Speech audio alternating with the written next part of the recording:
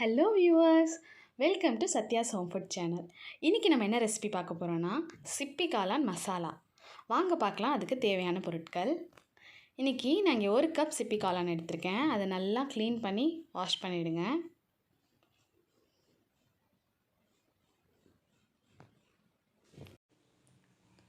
ஒரு medium size பல்லாரியை நாங்கள் பொடி பொடியாக நறுக்கி வச்சுருக்கேன். ஒரு பெரிய சைஸ் பச்சை மிளகாய் பாதி வகுந்து வச்சுருக்கேன், பாதி பொடி பொடியாக கட் பண்ணி வச்சுருக்கேன். 1 டேபிள் ஸ்பூன் இஞ்சி பூண்டு விழுது, ஒரு தக்காளி பொடி பொடியாக நறுக்கி வச்சுருக்கேன், 2 கொத்து கருவேப்பிலை, 1 டீஸ்பூன் சோம்பு, 2 பட்டை, 2 கிராம்பு, 1/4 டீஸ்பூன் மிளகாய் தூள், 1 டீஸ்பூன் குழம்புத்தூள், 1/4 டீஸ்பூன் மல்லித்தூள், 1/2 டீஸ்பூன் மஞ்சத்தூள், 1/2 டீஸ்பூன் மிளகுத்தூள், 1 டீஸ்பூன் கரம் மசாலா. இப்போ கடாயில் 2 டேபிள் ஸ்பூன் எண்ணெய் ஊற்றி சூடு பண்ணிக்கோங்க. எண்ணெய் சூடானதும் சோம்பு, பட்டை, லவங்கம் எல்லாத்தையும் சேர்த்து தாளிச்சிடலாம். சோம்பு வெடித்த அப்புறம் இப்போ நம்ம கருவேப்பிலை சேர்த்துடலாம். கருவேப்பிலை வெடித்ததும் நம்ம இப்போ வெங்காயத்தை சேர்த்துடலாம்.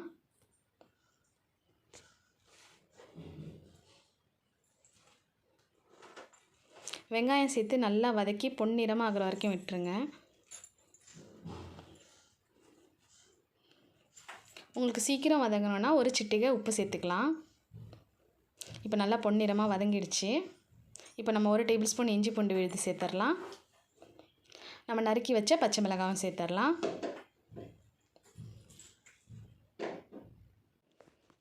பச்சை மிளகாய் சேர்த்து இப்போ நம்ம நல்லா வதக்கி விட்டுடலாம்.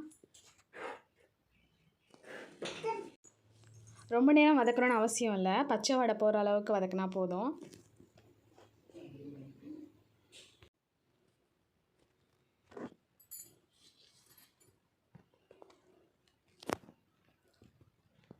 இப்போ இது நல்லா வதங்கின அப்புறம் நம்ம இப்போ தக்காளி சேர்த்துடலாம்.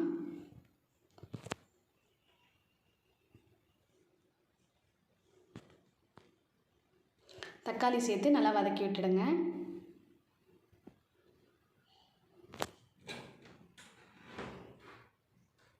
அது நல்லா மேஷ் ஆகட்டும். இப்போ நல்லா வதங்கிடுச்சு. இப்போ ஒரு 1/2 டம்ளர் தண்ணி சேர்த்துடலாம். சேர்த்து எல்லாத்தையும் மிக்ஸ் பண்ணி விட்டுருங்க.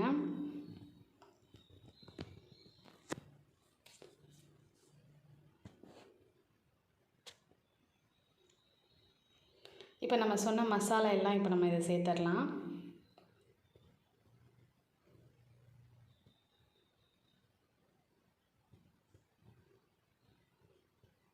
சேர்த்து நல்லா கிளறி விடுங்க.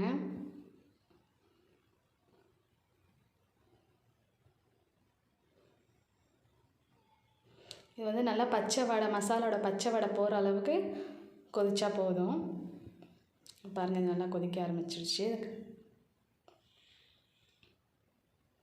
பச்சை வடை போனோன்னே நம்ம இப்போ வந்து சிப்பி காளானை சேர்த்துடலாம்.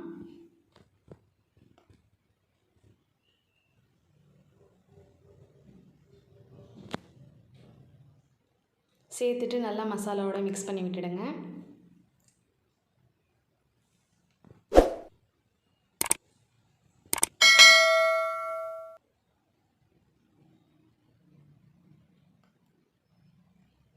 ஃபஸ்ட்டு ஓப்பன்லேயே குக் பண்ணுங்கள், அதுக்கப்புறம் நம்ம கொஞ்சம் நேரம் மூடி போட்டு குக் பண்ணலாம்.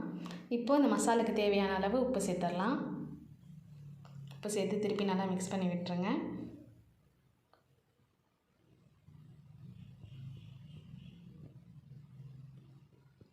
எக்ஸ்ட்ரா தண்ணி ஊற்ற வேண்டாம், ஏன்னா சிப்பி காளானே கொஞ்சம் தண்ணி விடும். ஸோ நம்ம ஸ்டார்டிங் சேர்த்த தண்ணி போதும். இப்போ மூடி போட்டு வேக போட்டுடலாம். மூடி எடுத்து ஒரு 2 நிமிஷம் மூடி போட்டு வேக போட்டுட்டு ஓப்பன் பண்ணிங்கன்னா இது மாதிரி நல்லா வெந்துடும், கொஞ்சம் திக்காகிடும்.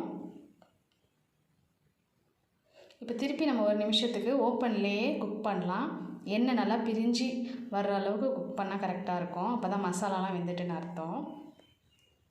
இப்போ பாருங்கள், இது நல்லா குக் ஆகிட்டு எண்ணெயெலாம் நல்லா ஓரத்தில் பிரிஞ்சு வந்துட்டு,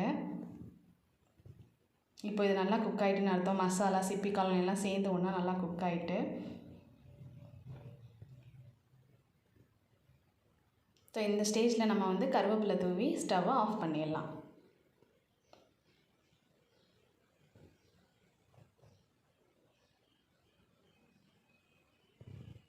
அவ்வளோதான், நம்ம சிப்பி காளான் மசாலா ரெடி ஆகிட்டு.